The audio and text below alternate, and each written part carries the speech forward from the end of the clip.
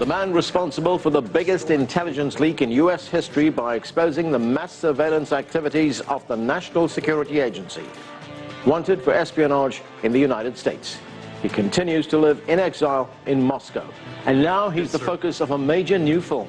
I love it. There's something going on inside the government that's really wrong, and I can't ignore it. Snowden is directed by the acclaimed Academy Award winner Oliver Stone. Okay. Oliver Stone and historian Peter Kuznick sat down with me in New York to talk about the film and Edward Snowden on this special edition of The Heat.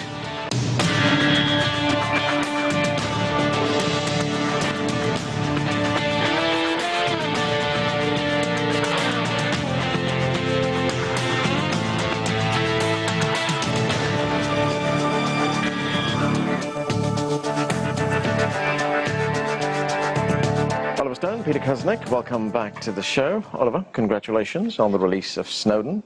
I saw the movie. It's a fascinating movie about a very complex man. When we look at Edward Snowden right at the beginning of the movie, we see a young guy who has very conservative values.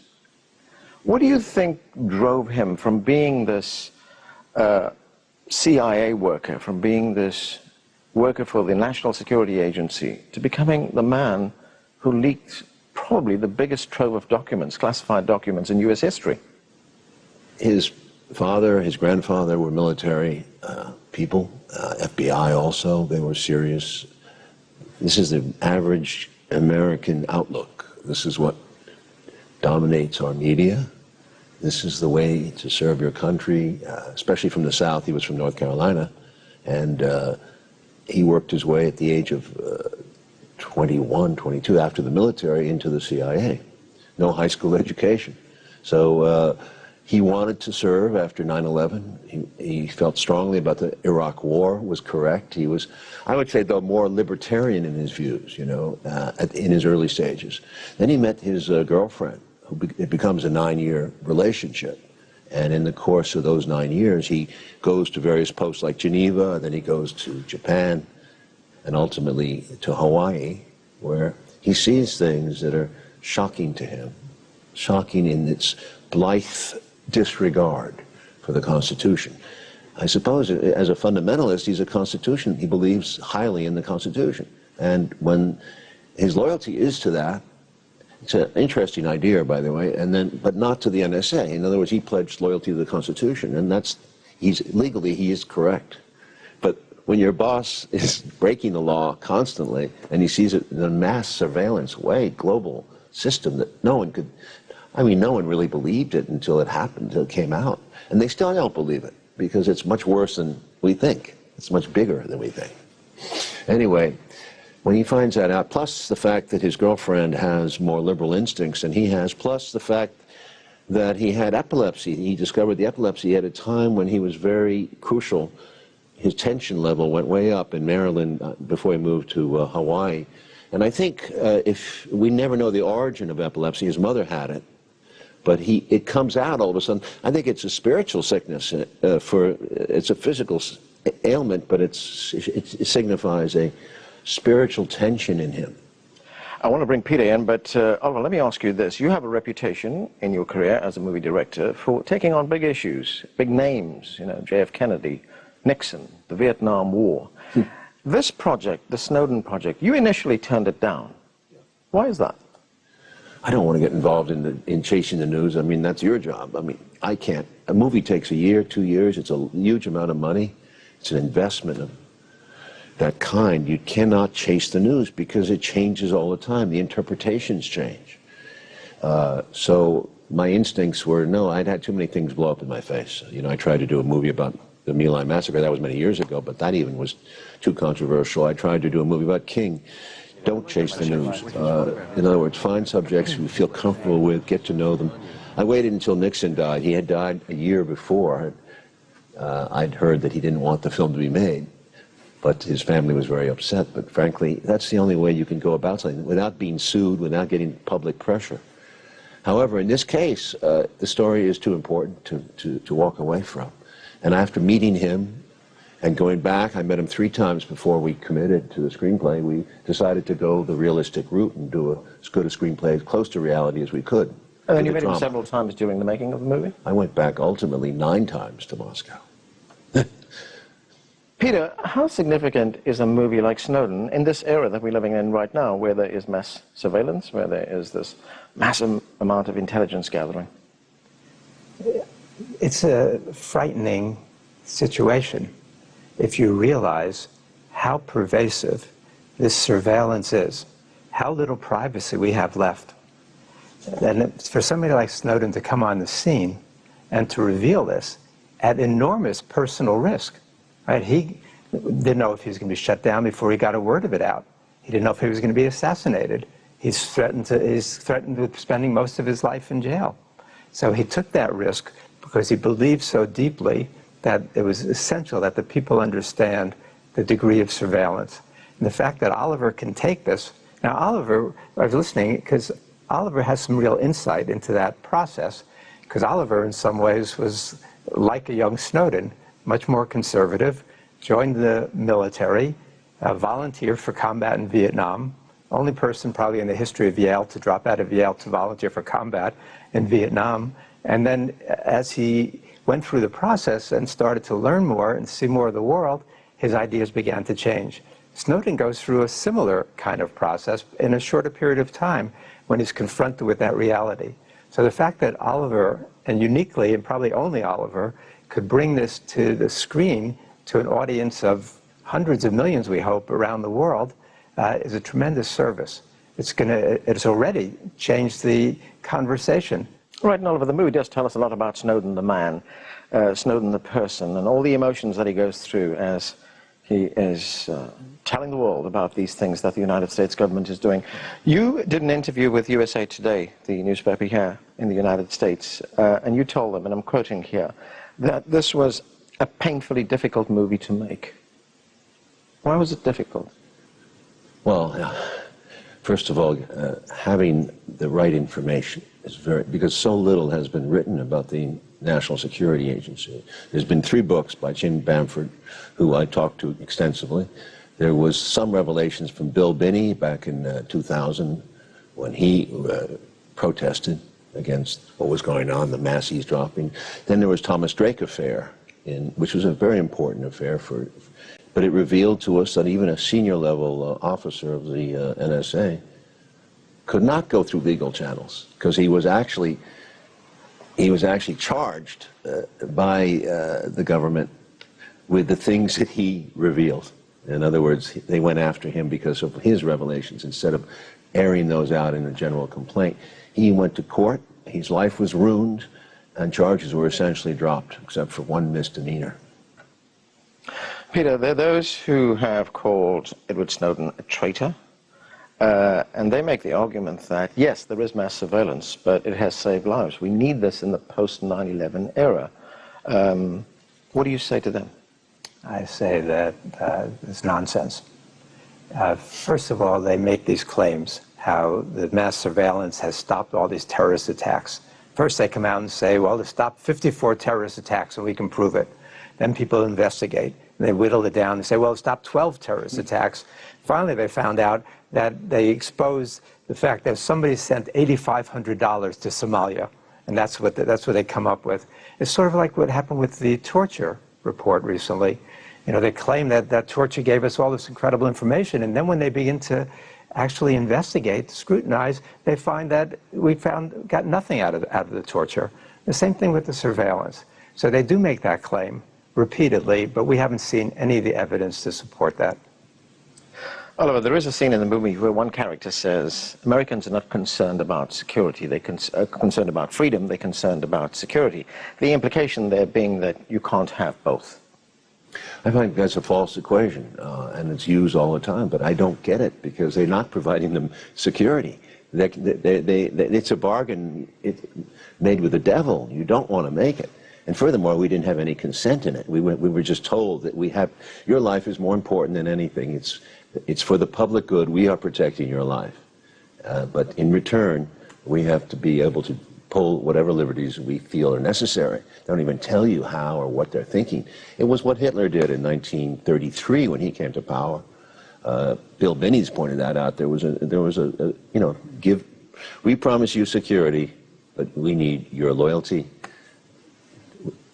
and we need to protect you, but we can't tell you exactly what it is. So it's a bad deal. Right, you talk about the fact that you are reluctant to chase the news and make a movie like Snowden. Yeah. What are the challenges then of making a movie that is critical of United States policy? Well, that I've been critical of for a long time because of the, as you know, the Vietnam movie started it. The Salvador movie is very important to me because it was the 1980s when I woke up to... We haven't seen a movie that's critical of the wars in Iraq or Afghanistan? I have not made that. Although I did do W about Mr. Bush, and I showed some of the thinking behind that. You know, it was not about national security. It was, and we also, the character in our movie, Rhys Ifans plays, right, who's a senior official, talks about it being a horseshit war for sand and oil. And he talks about the real threat to America will come from China, from Russia, from Iran, with sequel injections of malware, he says. This is cyber warfare. And this is the American way of thinking. Create a threat, exaggerate it, and then you continue to build up this military-industrial security complex. Well, it's softening up public opinion, isn't it? Of course it is. Yeah. And manipulating it. As Noam Chomsky says very well, you know, manufacturing consent. Peter, we are now living, or appear to be living, in this world where it's a free-for-all environment as far as mass surveillance is concerned. Anything goes. The U.S. government is complaining bitterly right now about what Snowden has done. But is it the U.S. government that started all of this, that set the precedent? Yes, the U.S. government does set the precedent. We can actually trace this back historically. Right? The first surveillance campaign began in the Philippines in 1901. It was Captain Ralph Van Diemen, who's known as the father of U.S. military intelligence, who started it in the Philippines as part of our crackdown against the popular uprising there. Then during World War I, Van Diemen sets up similar programs in the United States for surveillance of Germans and for and radicals. And then we use that as the basis for the Palmer raids to crack down on dissent after World War I. We expand the program during World War II. Even Franklin Roosevelt's record on this is not unblemished. So in 1940, he lets Hoover loose to go after more surveillance. We put almost 120,000 Japanese Americans in the concentration camps as part of this kind of crackdown during World War II. But then it heats up much more during the Cold War, during McCarthyism, the surveillance, and then it jumps to a new level in the 1960s and to stop the anti-war movement in Vietnam and the civil rights movement. So we've got these COINTELPRO operations on a much larger scale with hundreds of thousands of people being surveilled as part of this, with wiretaps and break-ins and all kinds of phony tricks that were going on during that time. Right. So we just keep on expanding. And finally, now we have this signals intelligence, we've got this electronic capability, and we've got this drone capability, and we put this all together in the battlefields of Iraq under McChrystal, and so we've got a whole new world now. I mean, if you put it in historical context, the capability that the United States has now is so vast, so pervasive, so invasive, that there really is nothing they want to know everything. Okay, we are going to take a break right now. More with Oliver Stone and Peter Kuznick. When we come back, we're going to leave you now with an excerpt from the movie Snowden. Welcome back. We're talking about the new film Snowden. With me is director Oliver Stone and historian Peter Kuznick. Oliver, I want to read you a headline that's in the Washington Post. It says, "Can Oliver Stone's Snowden convince the world that its subject is not a traitor?" There's been lots of talk in the United States. That's a rhetorical question. Right. But there has been lots of talk in the United States about a possible presidential pardon for Edward Snowden. There's an article in the New York Times, an opinion piece by the heads of both Human Rights Watch as well as Amnesty International. We have Bernie Sanders, the former Democratic presidential candidate, now saying Edward Snowden should get a pardon. Edward Snowden himself is saying he should get a pardon. Should President Obama give Edward Snowden a pardon before he leaves office? Well, first of all, just, you see, that's the problem with media in the country, is that none of these people have seen the movie. Right. And that's the key, that's what the object is. I mean, to see the movie, to understand a bit more about the situation. So everyone has to take a position before the movie comes out, before they see it, and they all take these, let's call them stock positions. I mean, all the people who would want him to face a long prison sentence don't change an iota because they haven't even bothered to see the movie. This is a real problem in media because they always want to get ahead of the news and the next person by getting ahead of the story, but it's too far ahead. I advise you, all viewers, just cool it, see the movie, then decide for yourself. It was not made for activist or political reasons. This movie was made as a drama. I'm telling a story. I want it to work. I don't want, if you walk out of here and I feel the same, that's fine, but at least perhaps you're a little more conscious. So in that regard, I didn't take an official position. Yes, of course, personally as a citizen, I'd like to see him pardoned. Yes, but I know more perhaps than most people see. But see the movie, make up your own mind.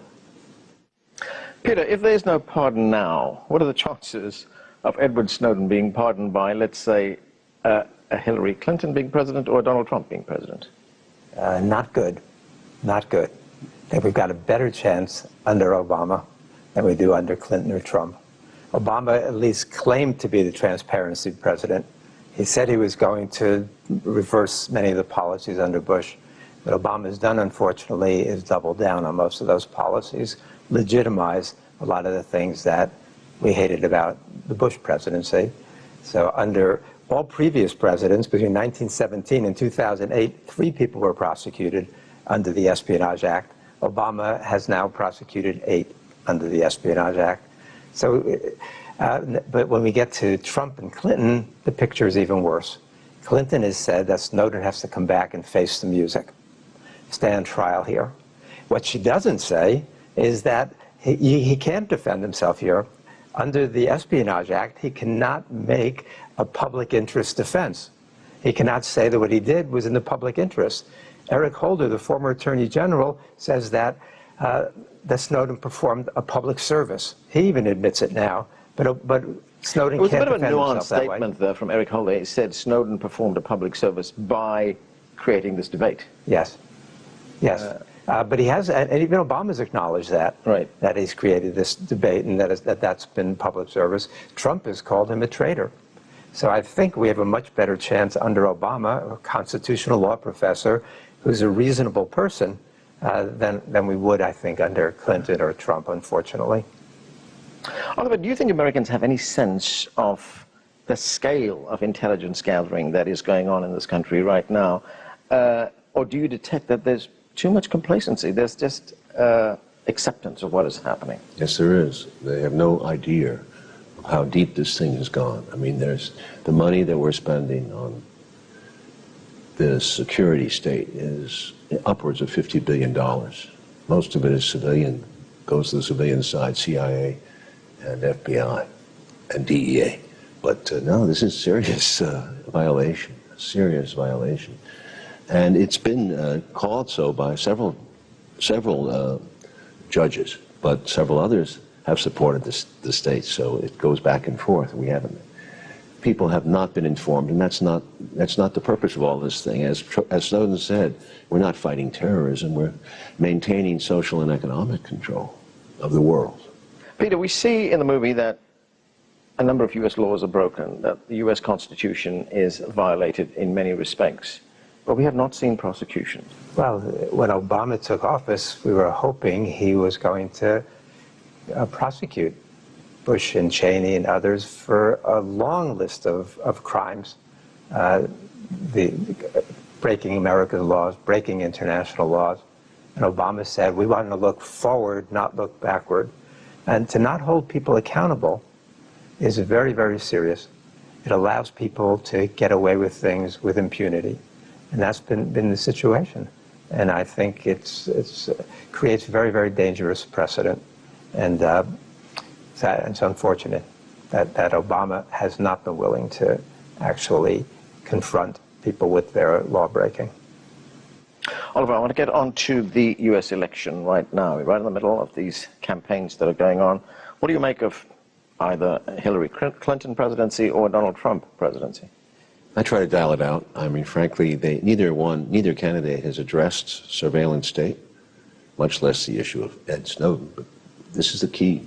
The surveillance state itself is analyzed, and it keeps going and gets bigger and bigger. And then on top of it, look at what they've said. They've said nothing about America's wars, except to basically support the military. They've said nothing about climate control.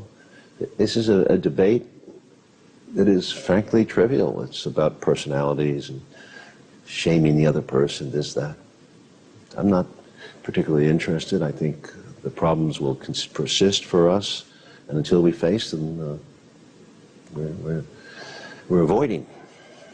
Is that also perhaps because there is a lack of interest on the part of the American voting public? Who says that? I mean, who says that? The networks, the media, the way they guide the debate? Who asks the questions at these debates?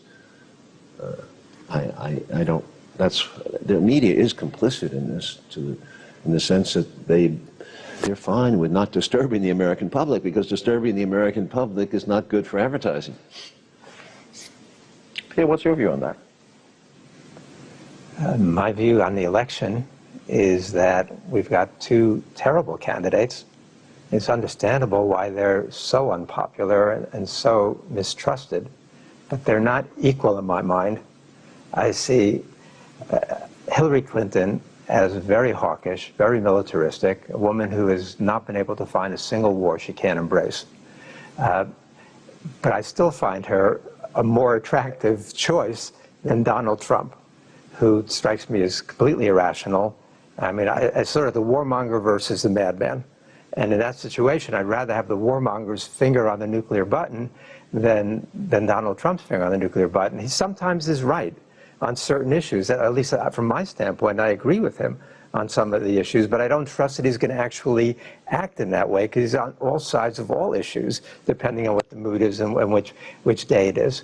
But so Clinton, I think we know what we're going to get. Some of it's very dangerous. No-fly zone in Syria could put us in direct military confrontation with the Russians. I don't want to see that, and that could be very dangerous. Her Asia pivot policies were, I think, very misguided. So there's a lot of things that I'd mistrust there, but I at least see her as a rational actor who's going to do things I don't like. But Trump, I have no idea, and I think it's just the stakes are too high. It's too dangerous to risk a Trump presidency. Hobson's Choice.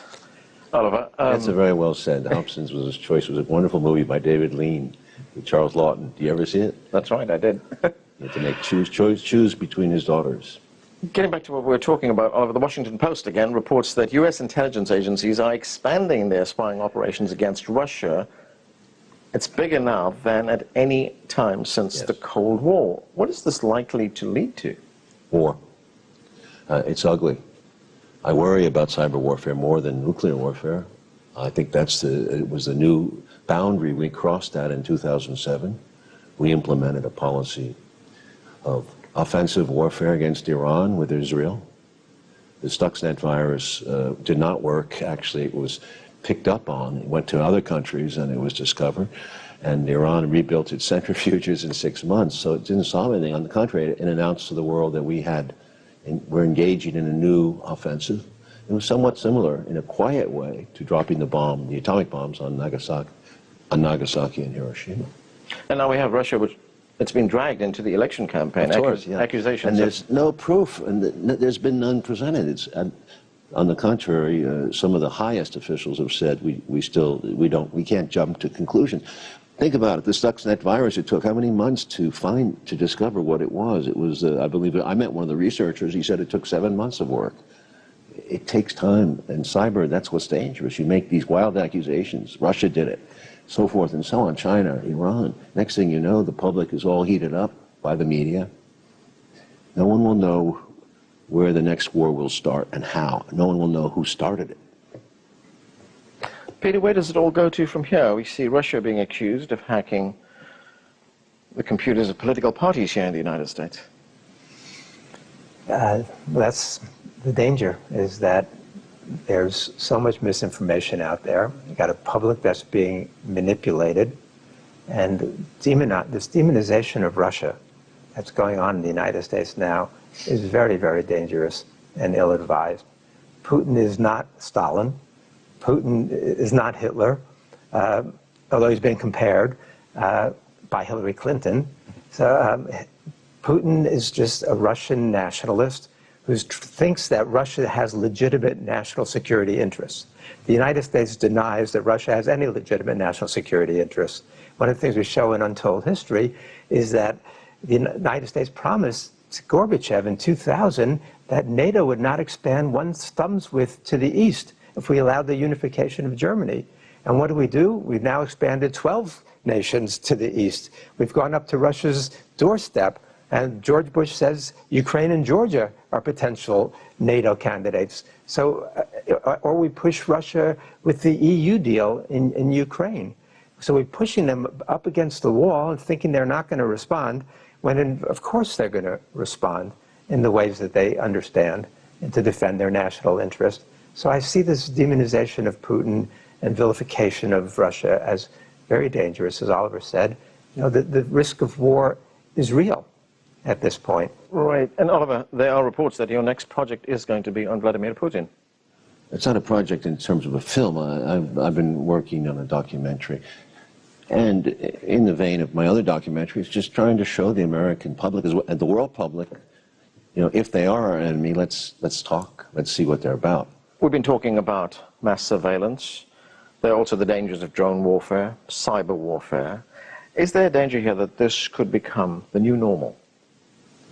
It is a new normal now. The question is, will it lead to even more escalation of cyber warfare and ultimately some form of nuclear warfare? That is the big concern. The hope, I have hope in sanity. Between Khrushchev and Kennedy, they made a deal at the crucial moment. Putin seems to me to be a reasonable man, very interested in Russian national security, but not with any other ambitions. And I think Mr. Obama, at least he is a rational man. And cyber treaty is necessary. A cyber treaty is most necessary at this point in time. Snowden has been calling for it. I wish there was a surveillance treaty we could make with the world. And it's possible, but it's probably harder to do. But all treaties are possible. Remember, Mr. Nixon went and signed a treaty with the Russians, the ABM treaty in '72, was it? And it was a crucial barrier to war until George Bush actually rescinded the treaty in 2004. So treaties are possible. Diplomacy can win and keep us out of war. Oliver Stone, Peter Kuznick, thanks for joining us. And that's it for this special edition of The Heat. Thanks for being with us.